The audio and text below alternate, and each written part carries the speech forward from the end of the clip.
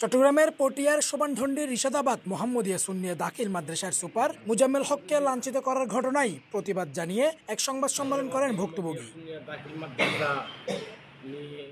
মঙ্গলবার রাতে আয়োজিত এই সংবাদ সম্মেলনে লিখিত বক্তব্য পাঠ করেন সুপার মুজাম্মেল হক। তিনি অভিযোগ করে বলেন, মাদ্রাসা পরিচালনা কমিটির সভাপতি এস.এম. হারুনুর রশিদ সম্প্রতি অফিসে ঢুকে তাকে গালিগালাজ ও চড় থাপ্পড় মারেন। এই ঘটনার তীব্র নিন্দা জানান তিনি এবং দোষীদের দৃষ্টান্তমূলক শাস্তির দাবি জানান।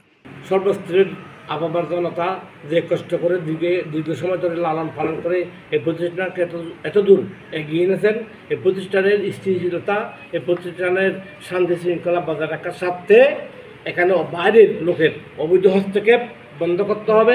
যারা মাদ্রাসায় গিয়ে প্রতিষ্ঠান প্রদানকারী হাত তুলেছে তার আইনানুগ কঠিন শাস্তি আমি দাবি করি এবং আমরা শিক্ষক সমাজ কমিটির বাগিয়ে এটা কমিটির সদস্য সকলেই এবং এলাকাবাসীর অধিক সচেতন এলাকাবাসী আমরা তার পদত্যাগ এবং অপসারণ দাবি করি।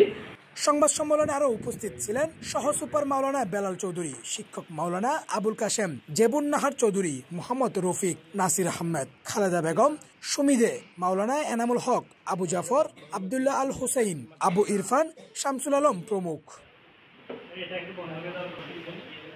এ ঘটনায় এরই মধ্যে পটিয়া উপজেলার শিক্ষক সমাজ মানববন্ধন করেন এবং দোষীদের বিরুদ্ধে ব্যবস্থা নেওয়ার দাবি জানান তারা।